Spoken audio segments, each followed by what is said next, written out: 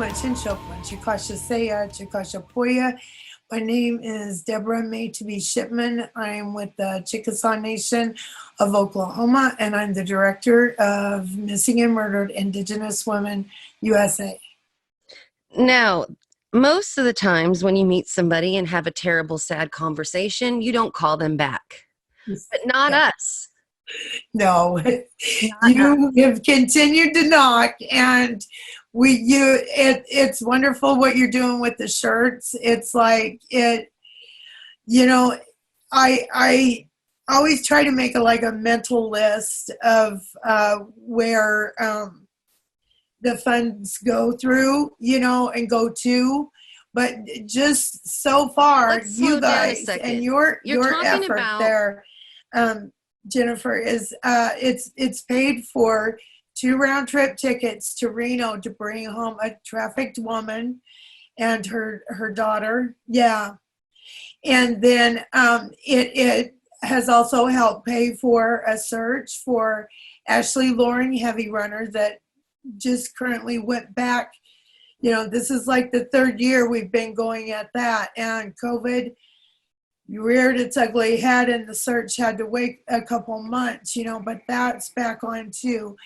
And one of the things about these families and like your donations that's very important is that, these families and us are the ones that pay for those searches. And a lot of times, especially during the first year, they would be up there hungry. And they didn't tell me that for a long time, that they had a choice between gas and food.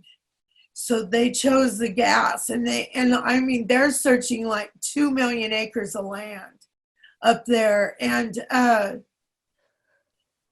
just the thought of them being in that position broke my heart 1,000 times. It breaks my heart to tell it, but thanks to you and contributions, they don't have to do that anymore.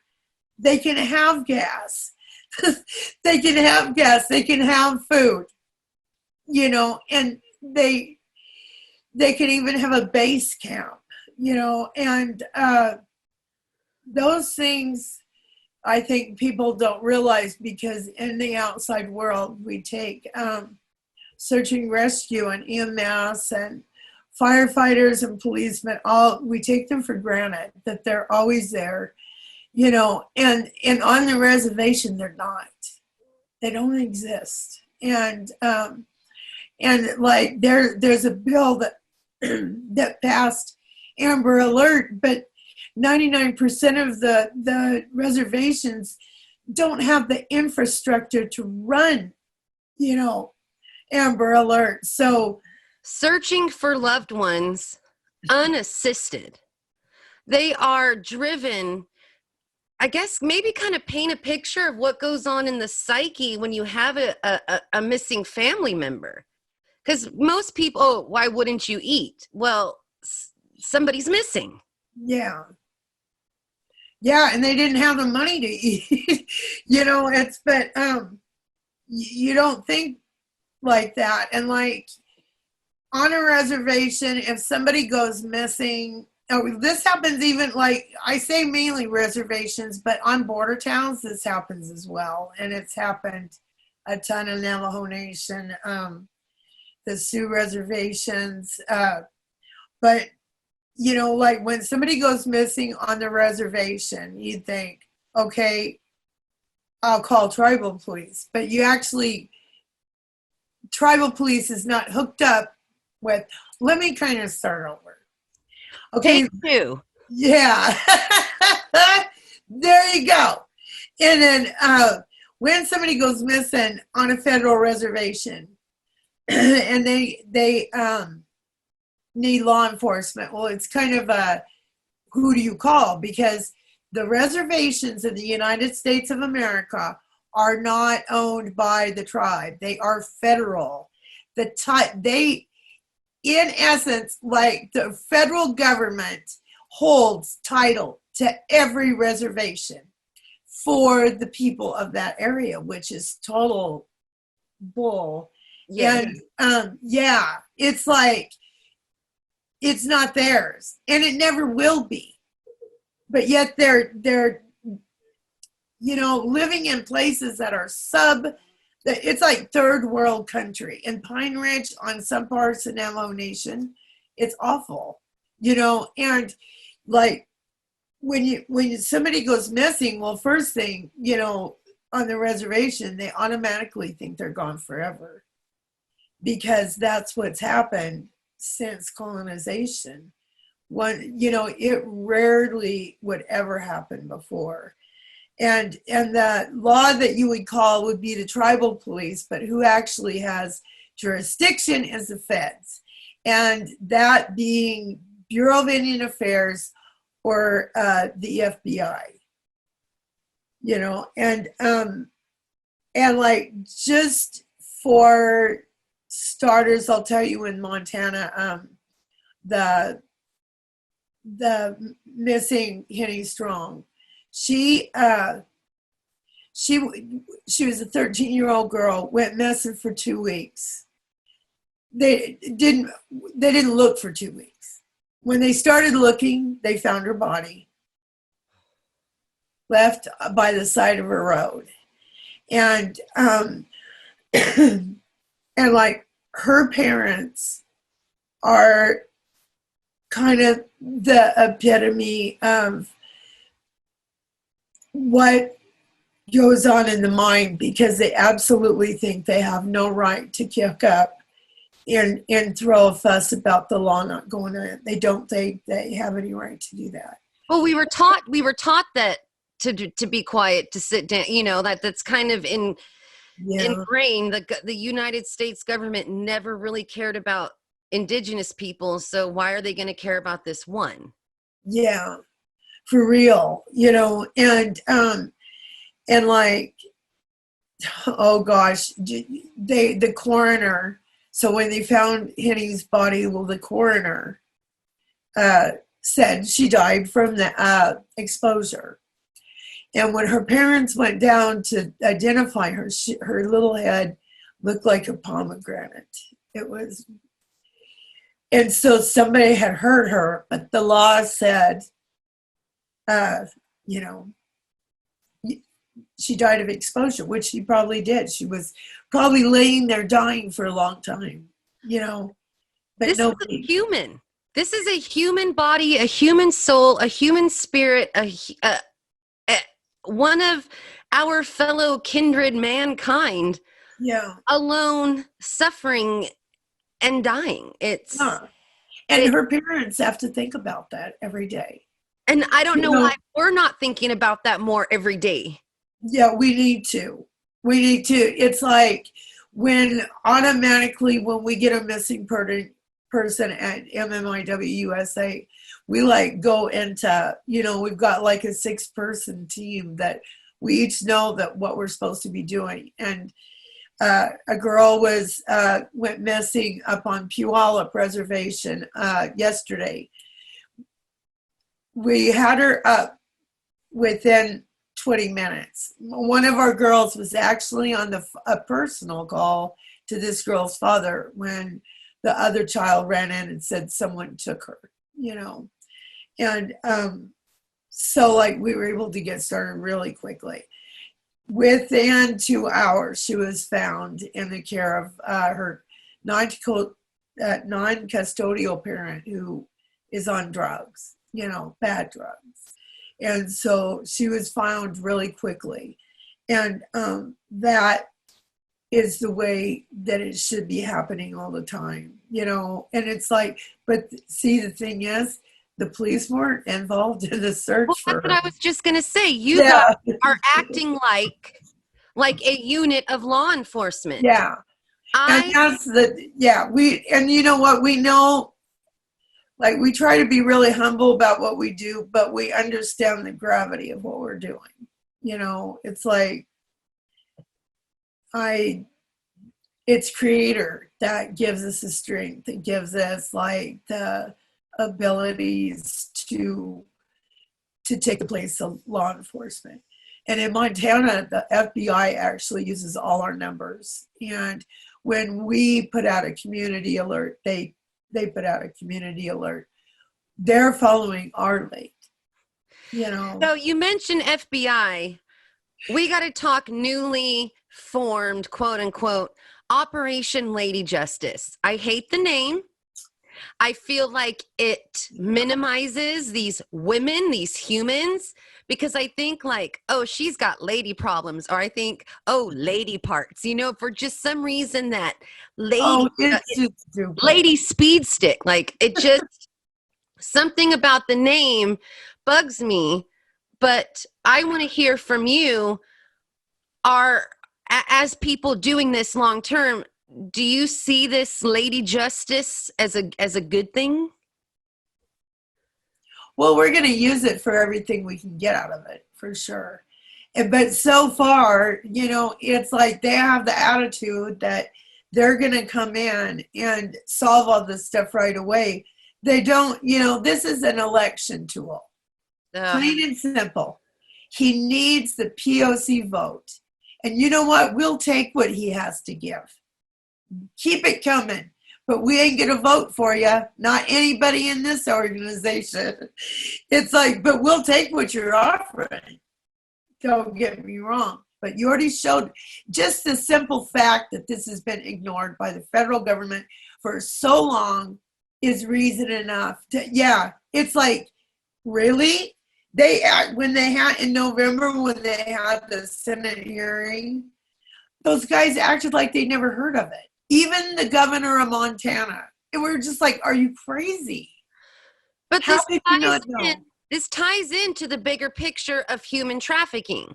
So it's not like you're exaggerating or making this up or being melodramatic. That our murdered, missing Indigenous people tie into this whole situation. So it's weird to me that we're diminished, whereas I don't know, it's a weird disconnect, and I don't understand that, because the Epstein stuff and all these things are coming out that, hey, people are trafficked, yet our part is under the, I don't know, it's weird. And it's like, even the trafficking, that program Blue that they have, we had a guy that was online off the res of Sisseton. And he was on Facebook with the trafficking page. He was saying, any young Native women, you know, please, I'll give you a refrigerator full of food. I'll give you blah, blah, blah. You know, I mean, just went down the line. It took us 3 weeks to get that shut down. Wow. 3 weeks. And like, it, even through Facebook, they kept saying, oh, that doesn't, you know, violate our standards. Well, you know, oh, don't even get me started on that. But it's like, it took, and I was calling that unit every day. And I went ballistic on them too. You know, why are you saying, you're sinking all this money into border safety and all this other stuff, you know, but you aren't taking care of trafficked kids, not a single one of them.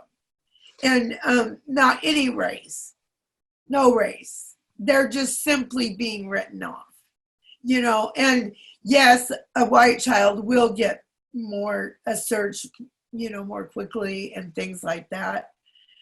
But we're losing a whole generation to this.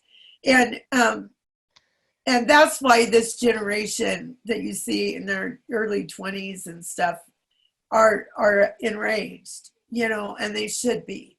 We haven't done a very good job for their future, you know. But if you work against trafficking, you really work against those things, you are part of saving that generation. And that's because right now, and that's another thing I'll talk about, is like the border, the American borders on the north and the south. We have compounded efforts in the southern United States to catch illegal immigrants and all this other stuff. They fortified the border down there. Well, you know what? They take some kids over the border, yes. 99% of what's going on right now is coming out over the Canadian border. And it is, and if you look at like the highest trafficking states and the highest numbers of adolescents missing, it's right across the United States, the northern border. It's because they know it's not fortified. They know they can get over. And so what he's doing, and oh gosh, I probably shouldn't become political, but what he's doing in the southern United States is just ridiculous. Well, we don't say his name on the program. I when you say they, it is, you're up against money.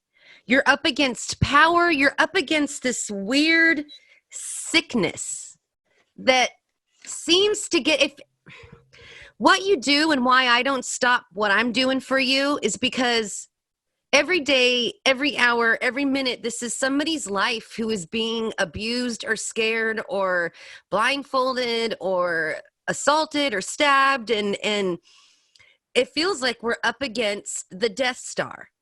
I'm about to start crying. Yeah. So the masks I sew and the shirts I shove in envelopes pale in comparison for the day-to-day human heartache interaction you endure. You've sent me stories on a disabled girl who is being trafficked by her caregiver. How do we fight that kind of sickness, especially when it's funded? Yeah.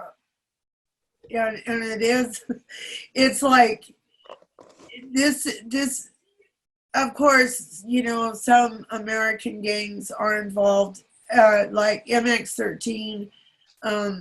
We go up against the Sinaloa cartel up here in Washington, you know, and like people don't understand this is big business. You know, this is a $1 billion industry taking these babies from us, you know, and just a simple fact, you know, that no one sees what's going on over the northern border. I mean, Sinaloa cartel, MX13, these gangs have been around a lot. Well, Sinaloa is a cartel, but that MX13 is a gang, you know, and they saturated a lot of reservations now because there is no law enforcement. They know they can bring meth in, and that's the other thing that's important to realize. It's not just our children that are being trafficked. If you see where like methamphetamine is coming into an area, you know there's going to be trafficking there too, because they do it together and they do it a lot. And that's why meth is saturating our border, our reservations too. You know, it's just, and the thought that they act like they don't know it. How can you not know it? You know, how come we have to tell you? Okay, I remember years ago there was a lady who like drowned her kids, and for days and days and days she was on the news and got to cry about bring my babies home. Yeah. Whereas we have thousands of Indigenous families missing somebody, and there is no round-the-clock news coverage or concern. Yeah. And we have like... How safe do I feel, though, as an Indigenous woman, that if anything happens to me, I'm bottom of the list? Yeah, you aren't safe. Even if you're on a public street, anybody brown is going to be picked up faster than someone that's white. And the thing, like right now, this last weekend, off the Interstate 5 here in Oregon, there's been 4 girls go missing. And like they took them right in front of everybody. And a guy had tried twice in Salem, Oregon. a couple weeks ago, but they did catch him. That girls got away. But I mean, it's like they're not afraid. Well, I'm looking at a map once you started saying borders, and really, I-5 Oregon to the Canadian border is 6 hours. Yeah. I And mean, that's really, it. You see, like, there's Washington and Montana there too. And yep. what they'll do is, like, if heat comes on a certain place, they go to the next state for a while till things die down, then they go back. And they go back and forth. You know, it's like we track it. We started tracking it 2 years ago because we noticed that, you know. And anybody, if they were really doing law enforcement, if they were really paying attention to this, they would know that's happening too.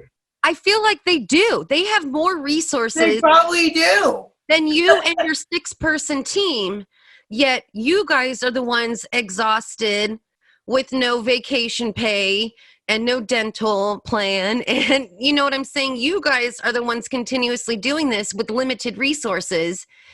And yet this whole tax paid law enforcement FB, you know what I'm saying, is Yeah. just, that's bizarre to me, because if you guys are doing as much as you are and figuring out as much as you are, I assume they know twice or 3 times as more because of their resources. They've got to. So where's It's like, yeah, it's like, you know, I, I, I'm like really disillusioned, you know, with law enforcement, although some of them do a really good job. I just want to say that, you know, there's like some, like specifically on the reservations in North Dakota that we deal with one-on-one, and they're good people, you know, and they know there's a problem, but it's like as a unit, they're not taking this seriously.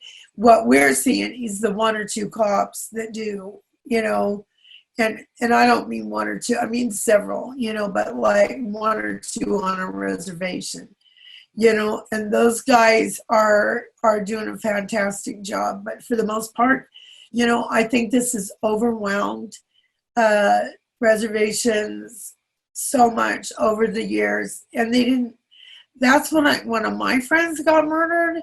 The first thing I noticed was like we had people come by the house to tell us. And they weren't shedding tears, and they were just like really stoic. And by the time our second friend was murdered 2 weeks ago, I figured out, or 2 weeks after, I figured out that they've had to desensitize themselves to this, you know, because it happens every day there. And that, by desensitized, I don't mean become cold about it.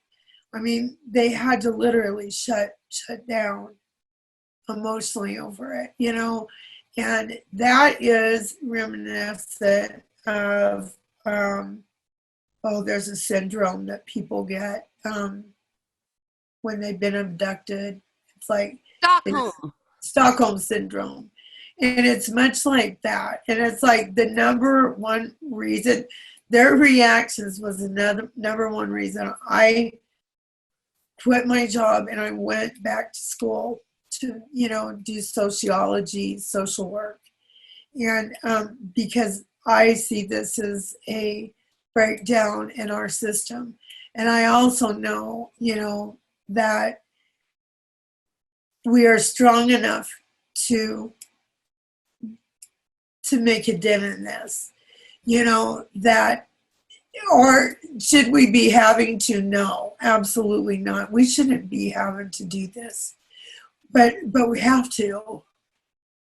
You know, I was raised an urban Indian,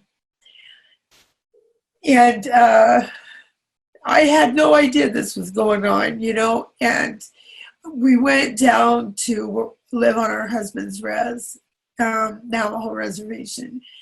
And the things I saw down there are what made me, you know, do what I did with my education. And I actually graduated from Dene College, Navajo community college too in social work, and just the environment that they're drinking uranium there. There's like they're trying to raise sheep with absolutely nothing for them to eat but sagebrush and the pinyon trees. It's like they are they taught me so much, and so much what to look to within my own tribe, because my parents were born in 1915. They had me when I was 50. They were 50.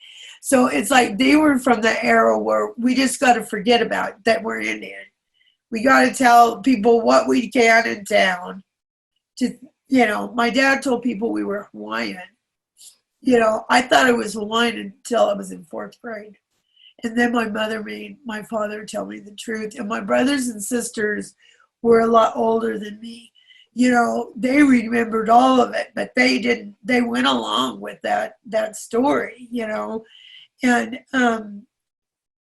so I didn't know a lot, but man, I got an education down there of both tragedy, inhumanity, and resilience. Because by definition, right? The true definition of resilience. Yes. Yes. And I came out of that 7 years a changed person. Not that I was a bad person before, but I didn't realize.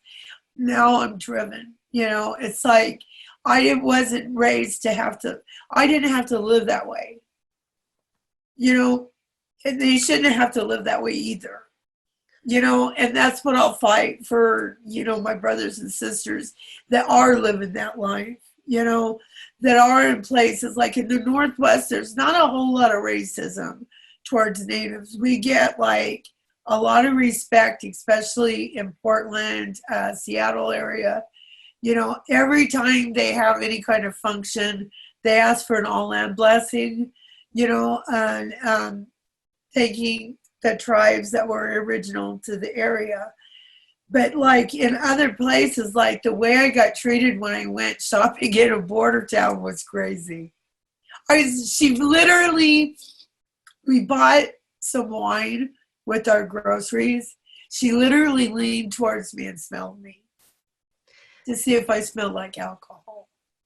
That's disgusting. But I feel like it's this part of the continuing system of assimilation, this continual state of poverty, and then the diminishment of our stolen people. Like, is this a good thing to the government? Well, they tried to get rid of us every way they knew how. And what's happening on federal reservations, what's happening on the MMIW issues, if you look at the 1948 definition of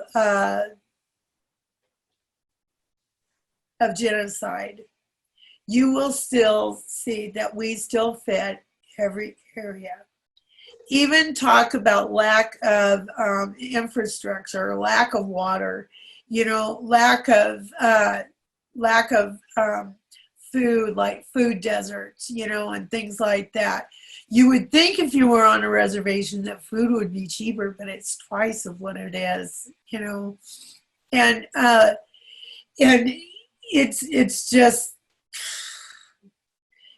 mind-blowing. But yeah, it still fits genocide, still fits genocide to the letter. And yeah, and it is. But everybody likes to toot their horns and say, we're so together and everybody gets along. And the governor of California apologized to the natives. So why are you guys still mad? Well, and the governor of California right now. We don't have to say his name either. Okay. I am going to. He was going to, what do you call it when you let a sentence go? There's been a fella that was in the jail for He murdered and Pardon. pardon, yeah. He was going to let him out, after serving for 15 years. This guy is like an ex parole officer, and what he did was that he pardoned that guy. Not a complete pardon, is like he got clemency. He was cutting the sentence down to 15 years, and this man dumped chemicals on her after he killed her, tried to burn her. She didn't burn, so he cut her up and he threw her around. And this guy is supposed to walk on 15 years. That's a special sickness. Like, that is a real, like, there's books about that Yes. kind of sickness. So why would we clementine or pardon that? Yeah, he is like, he wants a Zoom meeting with all of us involved with her case. And it is like, oh boy, you know what? I may be coming at him over Zoom, but he ain't ever gonna forget seeing me, because you know what? That's unconscionable. And there's certain things that you can't fix, like pedophilia. I heard that you can't cure that. You just, and so people that want to mutilate, humiliate, terrorize, that's not a normal fit. It's not like, oh, we got in a fist fight at the bar and she pulled my hair. Yeah. It's so not. Yeah, and it's like he'd hurt her a lot. There had been times, at one time, they actually took the kids away, and because of the fighting, but he still didn't go to jail, and it just shows you that even in the Democratic Party, there's some good old boys, and like, because isn't that governor, isn't he a Democrat?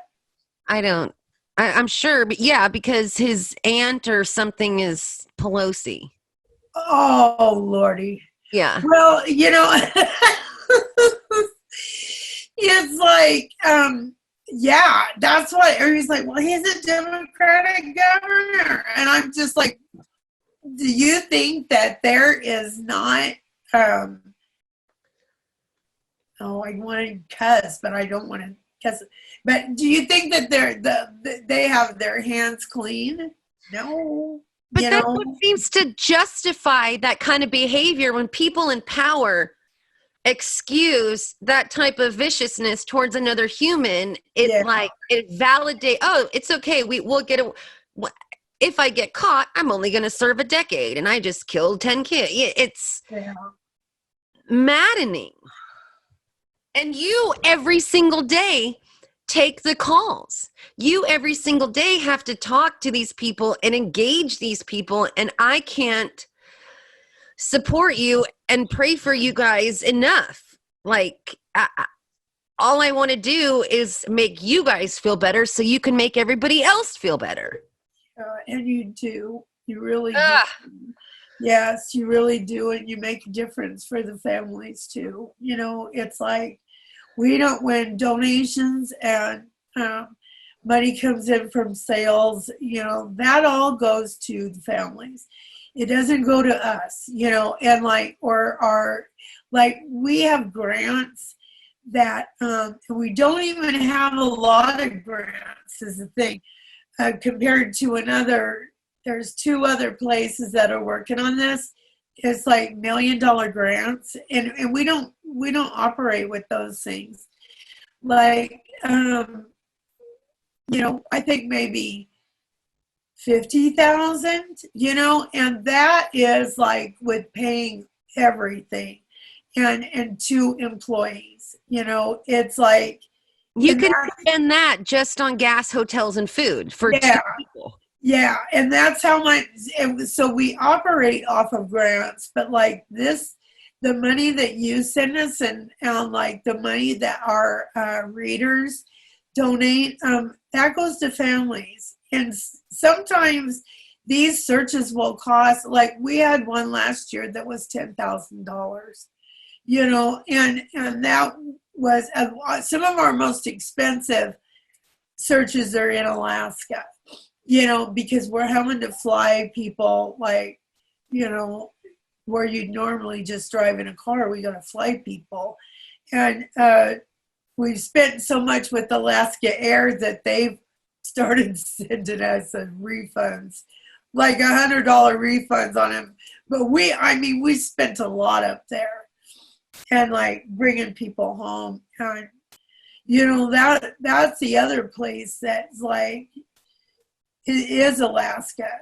During COVID, my Lord, the Inuit people up near the border, up near the pole, they absolutely had no food. No food. They had what they had hunted from, their caribou and that.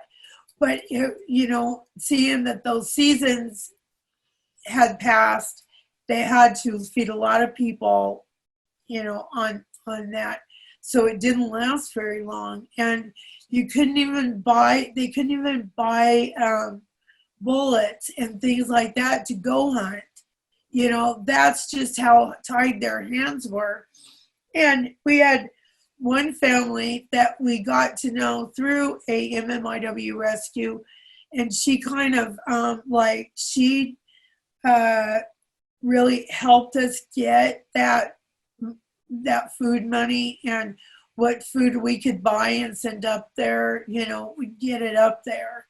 And at first we were trying to work with the little, I guess you would call it like a little general store in the village, and their rice for a little bag about that big was $25. That's criminal. Yeah, it is. It is. What we did was have we reached out and asked her for food. And so many readers sent stuff from Amazon straight up there. All they didn't lack for anything after that. And they ran out of masks and stuff, and we were able to get them that. But it's like, and also what hit them really hard was like in Seattle, because the virus started in Washington, and in Seattle there's a huge Native population from Alaska and from the other 48, because of in the 50s, and that's the reason my parents came out here, was there was a relocation program for Natives to get them out of Indian country. And, and so those two cities, like Portland and Seattle, there's a lot of Natives. And when they started, like their morgues and their, they were filling up everything in the mortuary. The mortuaries were full and stuff. So they started shipping back people's bodies to the village, but they didn't tell them, oh my gosh, how they were supposed to bury them.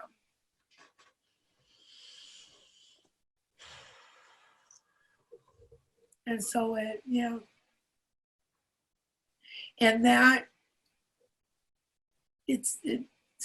God, I think every day my mind is up there too, just from, this virus.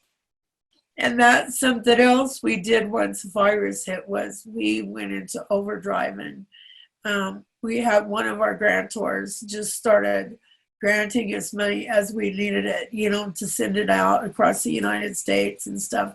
And of course, your money and stuff that you have put in, those are like, but the majority of the funding for COVID and stuff went to Alaska, and in particular, the northern Alaska. Well, it's completely dislocated from I'm a visual person. So here you have Alaska, nowhere near the United States, closed borders, government, blah, blah, and then northern Alaska of nothing.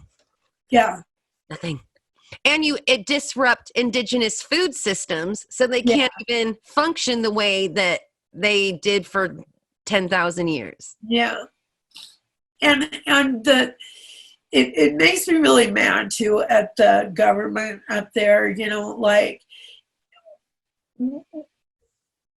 they know how it is, so would you just ignore that? I think they looked at the more populous areas, and they didn't look at these little villages and things. And we're getting ready to start. We have a program for young women and girls called Staying Sacred, and we teach a lot of self-defense and things like that. It's been on hold, but we next month we'll start our new chapters in Juneau and then Silhouette. And so, yeah. Well, that was one of my follow-up questions. How can we, as not just indigenous people, but as humans up against this disgusting Wendigo, black snake, whatever you want to call it, how do we protect ourselves and each other? Well, I think, and if there's anybody out there that's working in self-defense, that runs gyms, things like that, there's things like what we do here in Portland is that we have volunteers from these different places that come in and teach. The girls get like 1 to 1.5 hours of self-defense training every month.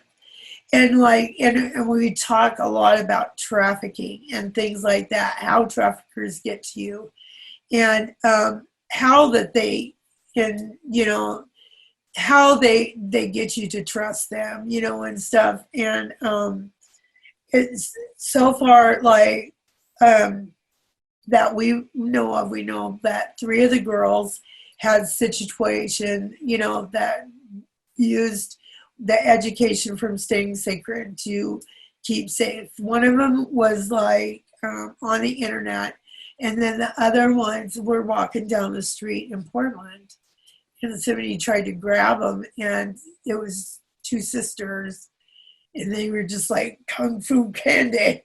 That they got away. It was wonderful. It was just totally wonderful to hear. I got spirit bumps because this is real and it's current. This isn't talking about old history of 1492. We're not talking about 100 years ago. We're talking about yesterday, today, last week. So, self-defense, how can people support what you're doing? Because these conversations are emotionally, if your honesty and realness in these conversations so profoundly affects people's hearts. So how can people directly support your work? Well, you can donate, of course, but offer if you have a service, or anything that you can provide for people in your Native community like the people out there that are doing martial arts, stuff like that, offer your help in that area, or what you can do is and we'll make it even easier, get a hold of us, and we'll get you to the right place where you can help the people of that area. And so, and you know what, that is really enriching your own heart too. And I know what you're doing, it helps you to know that you're doing all you can, and that does something for your heart and your mind and your soul. Those things are real. You cannot buy them. You cannot, it's because I'll tell you what, helping us is not, helping us is, it is helping like the entire community, because we don't we're in there and involved, it's not like we're just on the internet or, just on those things. We go anywhere and are everywhere. You can, if you want to donate, we go through PayPal, and there's also a current current GoFundMe for Staying Sacred. And those are on our page. And you can go to our website. It's MMIWUSA.org, or our PayPal's MMIWUSA at gmail.com. And then our GoFundMe, I don't know how you find that. Well, it's just on our page. So when you say page, you mean your Facebook page of Missing Indigenous Women USA, or if you put MMIW USA, it's 60,000 plus, like the main. It's gotten huge. It's gotten huge. Yes, and it's like, we're just, wow, how did that ever happen? But again, it's Creator, what? And the thing is, Creator knows that we're doing what we say we're doing. And so we keep getting blessed. We keep getting blessed, like people like you. And, and just like, there's one guy, he's a millionaire. Somehow he heard about this. He's the one that funded that $10,000 search, out of Georgia. And it's just nice. And no, I mean, that's huge. I always imagine a millionaire listening and waiting to be inspired by one of my guests. And that's a true thing that. Yeah. And I know that, like, if we ever need him, I know, that he'll be there. He's trying to get out here actually and see us, but he's having a little health trouble. And with COVID, COVID and his health stuff, it's like but yeah, and like right now we're gonna make our own documentary. We're gonna do this like with another gal up out of Washington, Earth Feather Sovereign. We're going to do our own documentary and stuff like that for awareness that tells like the real story. Because so far, like, and I wanted to add that we on Henny from Montana, the Oxygen Channel called me about a year and a half ago, and they were going to do something via like MTV and Oxygen Channel. And then so we talked about Henny's case then. And they actually went in and hired a lawyer in Montana and got a judge to approve Henny for her body to be exhumed and a second autopsy to be done on her. And so like, that's what I'm telling you, like the things are coming and helping out of nowhere. Yeah. What they did for that family, golly. Well, it validates you. In your gut, something is wrong, but nobody listens. And it becomes maddening. And you do things like drink or act out or hurt yourself because you got this constant chaos in your head and heart. So to not only be believed, but the effort and money put forth to validate, and validate that person's life and their death. This is. Yes. And that, with that family, they are so reservation, like they're just good, humble, beautiful people, and it's like they're so innocent. And so for that big entity to come in there and say, hey,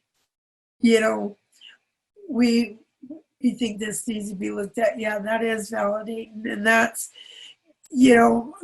but also we want to tell our own story. And that's why we'll do this little documentary ourselves on the side, and also we got to always weigh, is the money what we'd spend on that taken away from the families? Because we don't.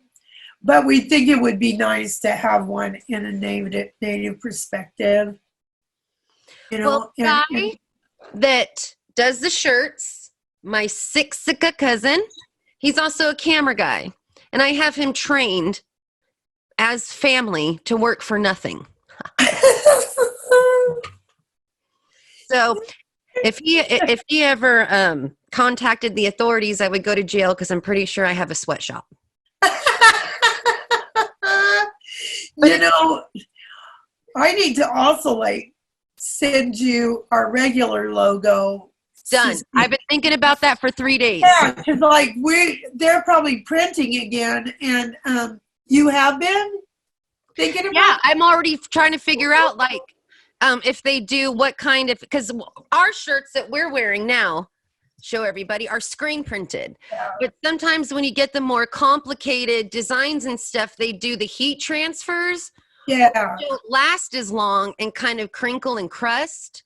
So I've been going through on how do we do the screens to get the good quality like we're cut like we're up now, but then the logo. Yeah, it's got like 4 or 5 colors in it.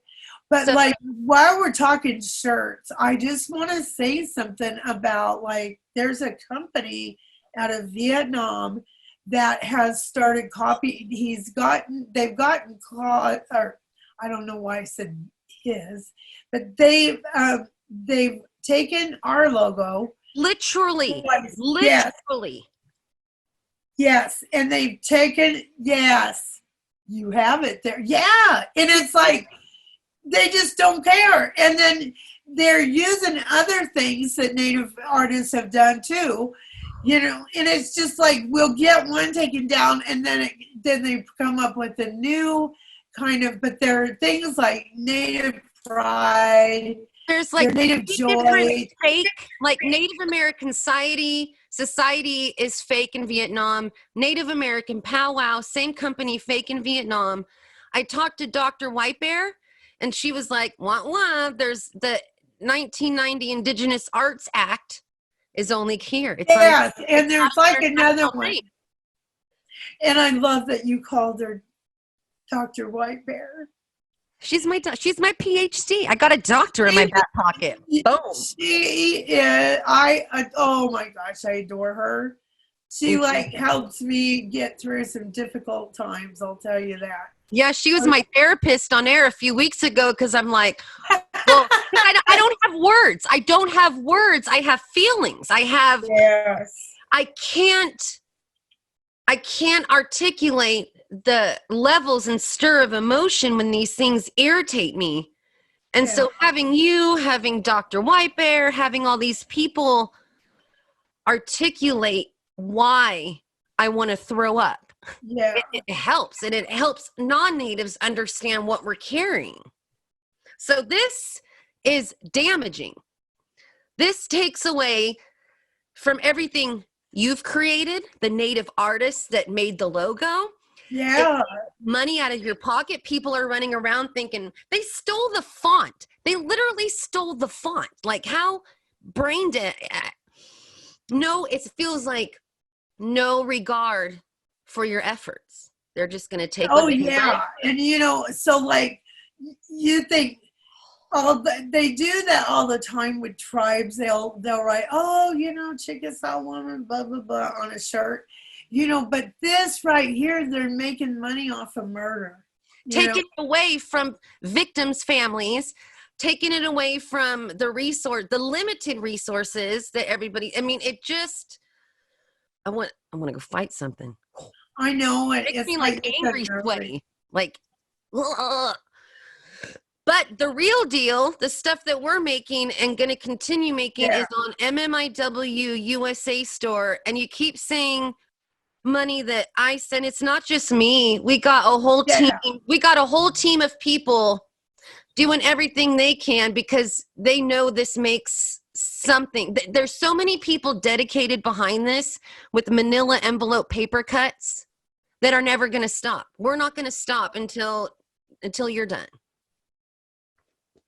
Well, then you got us for life. I don't know when we'll be done because as soon as we get this solved, we're going to be going on to something else. It's like Creator shows us these outlets that we need to fill, and like it's so weird because, you know, he'll bring something to our attention, and then like 2 or 3 days later, we have the money to fund it. It's like, oh my gosh, I can't even tell you. That's why I have a hard time of taking praise, is because I feel like creator. And also too, you know, I want to say something about the girls that are behind the scenes with us as well. You know, it's like you and I get to take the thank yous for a lot of people, you know, but there's a lot of people behind MMIW USA too that we keep their name secret, you know. If they wanted to go public with their name, we would offer that, but this work is just too dangerous. Yeah. And I didn't even tell who I was for, it was like the first 2.5 years. You know, I didn't, like, I just went by, you know, my Indian name, Maytabi. And, but now when I started speaking publicly, I had to, you know, and I don't mind it. It's like, I live in a secret location, literally surrounded by people. So, you know, it's like A bat cave. yeah, it is. It kind of actually is like that in this, but they have me in the middle, and there's like 12 other people that live on the land all around me. Layers of protection. But that's the thing. That is a legitimate fear Yeah, you it have to is. think about as you become a mouthpiece for justice. Because what we're up against is funded. So you're costing people money every time you bring attention to this. And that is scary. I was scared I got a phone call from a black man in jail calling out the police in my area. I was scared to air that because am I in danger now? It's a true fear that we carry. So if you need me to come be a bouncer, not you. Yes, we got like AIM does a lot of, it's the AIM that's broke off from the original Aimsters, but they do like our security and stuff for our meetings and everything. You know, it's like, yeah. And when we led the Women's March again this year, and we were totally surrounded with AIM people, and there was actually 2 motorcycle cops on each side of us too, because the year before last we actually got accosted and surrounded by these people called Proud Boys, and yeah, it's like we were at the start of that one too, and yeah, and I looked like I saw the girl up in front of me going like this, and because all of us elders were like in one, you know, one little lump pod there. Yeah. lump.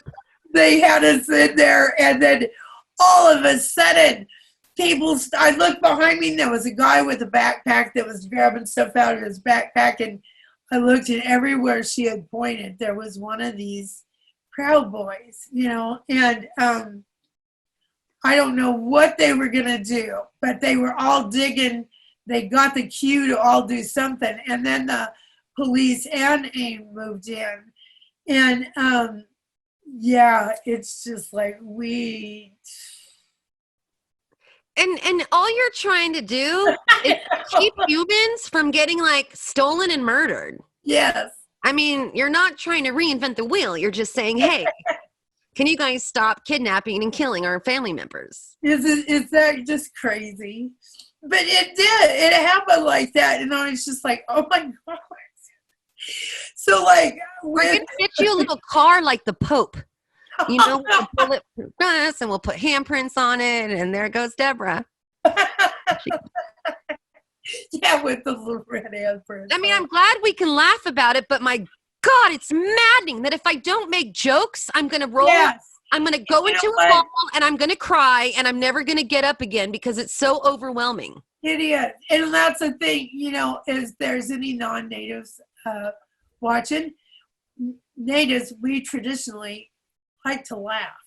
Yes. We laugh through a lot of stuff that probably we wouldn't want you laughing at. I mean, but you know, it's like we have to laugh. You know, yeah, I think it's one of the things that it makes us resilient. Yes. That, you know, yeah, it is that joy, you know, and that's our ancestors. You know, they, we're, that's another thing, you know, it's just like our ancestors are behind us. And, you know, all these women that have been murdered and stuff, I have to say, like, I don't consider it haunted or anything like that, but spirits come, you know, you can feel them. And like, there's 3 girls that lost their sister.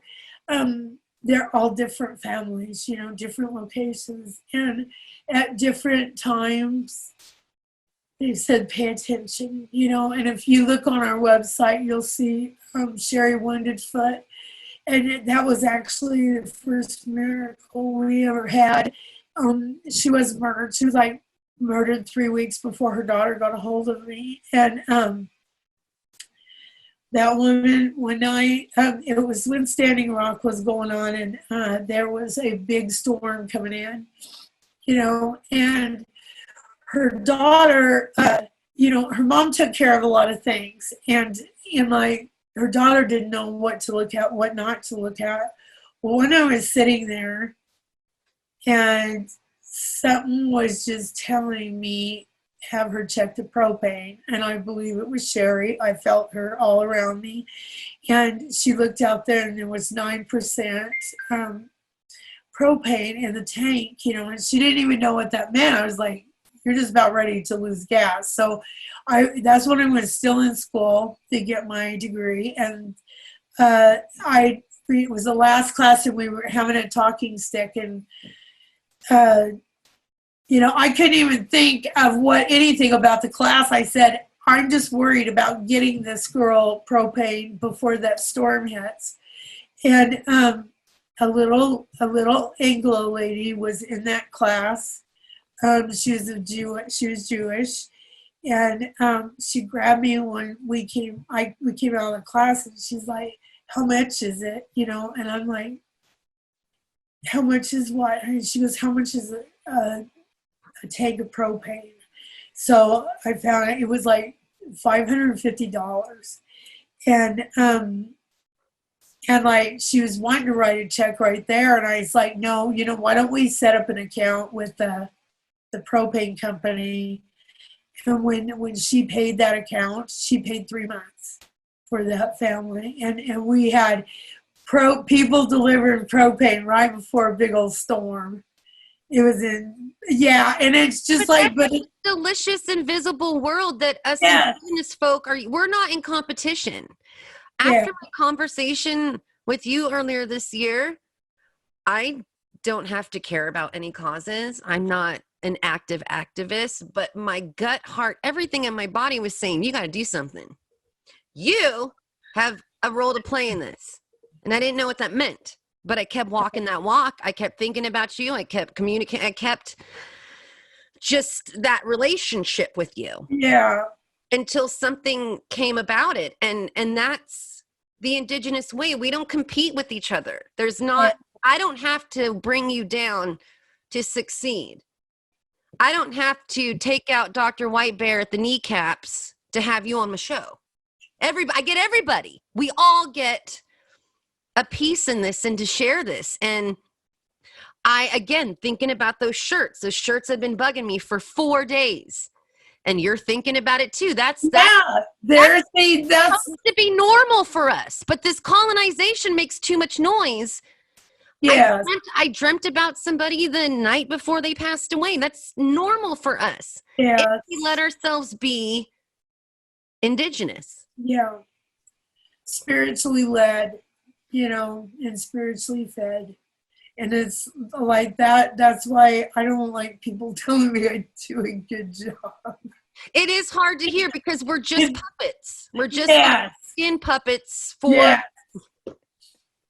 I like It is hard to you're a hear. skin puppet though. I like you as a little lump of flesh. You're Oh just my fine. gosh, this is so weird. I Right. gotta figure out some way to get out. We're gonna paint, but I don't know. It's just like Yeah, how do you focus on paint when you're trying to keep people alive? So don't worry. Maybe me and my sweatshop will take a field trip. maybe so. Well, we're supposed to paint this. Everybody was going to come in and paint, but then COVID hit, and like I have only left the land like 5 times since February. Wow. It's it's like 'cause I had pneumonia last October. First time I ever got sick like that. So I'd be really careful now because even still, my lungs aren't healed from that. Yep, So, and then smoke and particles and other regular normal bugs. yeah, all the sage I burn. It's like, Right. I figure I'm just such a crappy person that viruses don't want to live in me. That's what I'm going for. And I'm just whatever. Well, Deborah, darling, MMIW USA on Facebook, MMIWUSA.org, MMIWUSA@gmail.com. Donate, or if you want something for your donation, what? MMIWUSAstore.com. And that goes to y'all. I want people to get that this isn't like funneled through something or a thing, that this literally, you don't have to ask me. You don't have to say, is my check in the mail? You never have. I don't even tell you sometimes. I give you 500. Yeah. I don't even tell you. Yeah, I just get this little email. It's like, and that feels good because I'm not doing this. I'm not doing this for your approval. Right? Yeah. I'm not doing this to be cool, kid. I'm doing this because you weaseled your way into my soul and I can't let this continue. I mean, you're a good weasel. You know what I'm saying. You infected me properly. Oh, I will have to tell who we were talking about her. Yeah. She's like, that's someone I'm friends with in real life. She's awesome. Yes. And I mean, there was all this drama going on. And I mean it's like she totally like took me and like, those people don't have anything to do with you, and just people acting up within the movement, and it's like all we can do is just be real and stick on that thing. I don't like doing interviews. I do them with you because I love you. Well, I do them with you because I love you, and we have to do this. We have to do this. Yes. You think like you want a bra to talk to somebody? Hell no. We both have buns because we didn't brush our hair today. Oh, I know. I've been like that for all week. Just like it was like hide behind the native earrings. Let that be all the attention I get. I know how this works. We do have the same thing going on. Oh, that's hilarious. If we could have done this interview laying down, I would have. Me too. But I appreciate your time and I appreciate your bun. And once again, and people don't need to bug me. They can go directly to you if they got questions, services, are compelled to help in any way. Yeah. MMIWUSA@gmail.com. Yes. Okay. Well, Deborah, I'm going to be building you a safe little Pope-mobile for next time's March. We are going to let Dr. White Bear be the face of us now because I'm tired of talking as well. We're just going to let her do all the work. And we're going to, because I was thinking like before fall, we're going to have new t-shirts. And I'm working on a mass production ribbon skirt with embroidery and stuff. So. Oh, wow. I'm wearing the ribbon skirt you made today, too. See, we have ribbon skirt, like, original. This new one is, like, going to be fancy. And 100% goes to the organization. No question. I'm used to being poor. So, you know what I mean? So, I'm just used to it. I don't know what to do when I have money, so I just don't have it. But you are a treasure and a treat. And take care of yourself, woman. Go hug and high five everybody. And I'm going to mail you some paint swatches and see what you like. So Okay. All right, honey. Thank you for having us on. And this is going to air Thursday, and I'll send you all the links and posts, and I'll send you the video once I clean it up. Okay. All right. Well, Yakoke, woman, and I don't want to let you go because that means you have to go back to work and deal with sad stuff. I know. We got we've got some stuff going on for sure.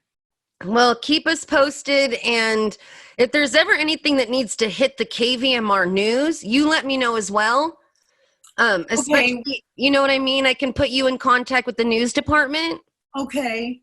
And you know what? I got one of our girls compiling every California MMIW right now so that we can get those to you too. I wanted to do it for today, and talk about a couple of them. There's one in particular that I really want to focus on. And I'm not going to say her name right now because I'll email you the news department, or let's start back in this because this will be edited out. This is just between us. But yeah, I can put you anytime in contact with our news department. Okay, good. And some of the local stuff. And whatever it takes. Yeah. That'll be wonderful. And this is that door opens. But I feel like if I say stop murdering and kidnapping people, if I say that one time, I feel like it should be enough. I shouldn't have to say it multiple times. Stop kidnapping and murdering. It should just be like a one-time thing. Okay. Yeah. It does not ever end. Yesterday was crazy with that little girl. Because it's like one of our reps was actually having a video call with the father when that happened. And she was in Alaska, and so she's like, gosh, it was. And then they're all like, oh my God, I need some cigarettes now and blah, blah, blah. And they're just like, but you do this every day. How do you do it? Yeah, I don't know. That is why I always send you psychic hugs and blah, blah, blah, because I would not be able to hear and see that. I have my own trauma, right? I have my own trauma. So their trauma compounding my trauma, and how do I heal? And how it's so much. If it makes any sense, it's like, see, and nearly all my brothers and sisters died here really young. My father did too. My mom lived to 89. And, but I don't remember why I started telling you that. No, just because this stuff triggers our own life. Oh, yeah. I've seen so much death in my life. I think that's why I can deal with it. I do. I honestly do. I would gladly accept that as a tool, because I know for whatever reason, Creator chose to let them go and walk on ahead of me. But like those heartaches and that stuff, it actually helps me do this job, especially when I'm empathizing with the family, because I've been a family, not a murder, but. And my son went to Iraq for 3 tours. That was enough.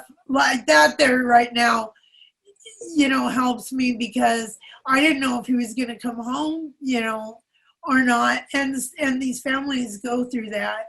Although in war, you expect that. You don't expect that when your child goes to the store. Well, it seems like there is a war that we weren't aware of. Yes, it is a war. We got like our little chat thing that you hear going on right now. We call that the war room. Right. Those are messages of people for help. Yeah. And we got 2, we take, also it's a good support mechanism. So we take families in there too. Like we've got two families that are on that chat with us that are looking for their loved ones right now. And but we want to hold them close. You know, we don't want them feeling alone and stuff. And so yeah, that's our little war room. Well, you guys are providing a service that hits the heart, it hits the brain, it hits the body, it hits kind of all these aspects of humanity.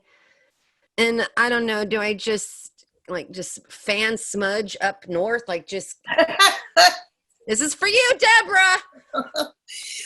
You would not even believe how much cedar I burn and sage. I wonder those walls stay pink because there's a lot of smoke going on in here. We're just gonna have to make you like a barrette or something of just the cedar and sage. Yeah, I was hoping, you know, like I wanted to eat a banana lady, but all native stuff. Well, now I want to do that. Oh gosh! Maybe next time my mom will both make a hat before we get on. Oh, but I do love you and I do appreciate your time. Love ya. All right, love you too. Mwah, mwah, mwah.